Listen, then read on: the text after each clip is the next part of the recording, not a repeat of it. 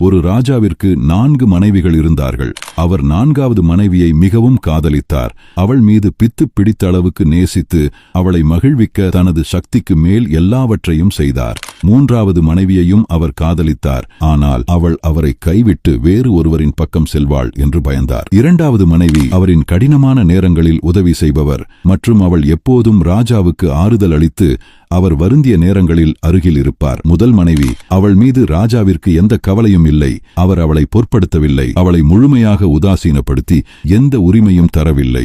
ஆனால் அவள் அவரை மிகவும் காதலித்தாள். ஒரு நாள் ராஜா நோயுற்று தன் இறப்பு காலம் நெருங்கிவிட்டதை உணர்ந்தார். பின்னர் அவர் நினைத்தார், என்னிடம் இப்போது 4 மனைவிகள் இருக்கின்றனர். ஆனால் நான் இவ்வாறு மரணமடைந்து புதைக்கப்படும் போது தனியாக இருக்க விரும்பவில்லை. அவர் 4வது மனைவியிடம் கேட்டார், நான் உன்னை மற்ற மனைவிகளை விட அதிகமாக நேசித்தேன். உனது எல்லா ஆசைகளையும் நிறைவேற்றினேன்.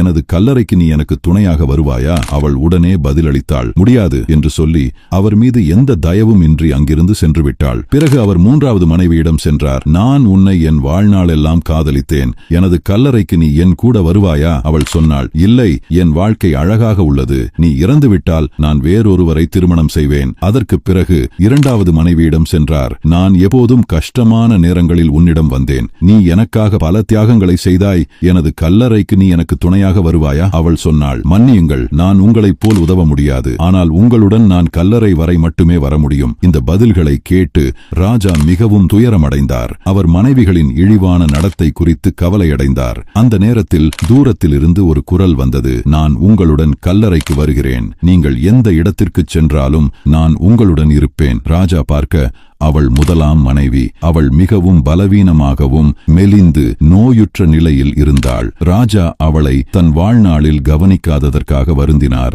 அவர் சொன்னார், நான் உன்னை மற்றவர்களை விட அதிகமாக கவனித்திருக்க வேண்டும். காலம் திரும்பி வந்தால் எனது மனைவிகளில் உன்னை மட்டுமே அதிகம் நேசிப்பேன். உண்மையான அர்த்தம், அன்புடையோரே, நம் அனைவருக்கும் 4 மனைவிகள் உள்ளனர். 4வது மனைவி நம் உடலாகும். அதை நாம் எவ்வளவு பராமரித்தாலும் அதன் எல்லா ஆசைகளையும் பூர்த்தி செய்தாலும் நம் உடல் மரணத்திற்கு பின் உடனே நம்மை விட்டு வெளியேறிவிடும். 3வது மனைவி செல்வம் மற்றும் சொத்துக்களாகும். நம் செல்வங்களும் சொத்துக்களும் நாம் மரணித்த பிறகு வேறு நபர்களுக்கு சென்றுவிடும். 2வது மனைவி குடும்பத்தினர் மற்றும் நண்பர்களாகும். அவர்கள் நமக்கு எவ்வளவு நிம்மதியை அளித்தாலும் நம் கல்லறை வரை மட்டுமே வர முடியும். 1வது மனைவி நாம் செய்த நன்மைகள் மற்றும் நற்செயல்களாகும். ஆசைகளுக்காகவும் செல்வத்திற்காகவும் நண்பர்களுக்காகவும் நாம் இதை மறந்து விடுகிறோம். ஆனால் நம் நன்மைகள் மட்டுமே நம்முடன் இருந்து நம்மை காப்பாற்றும்.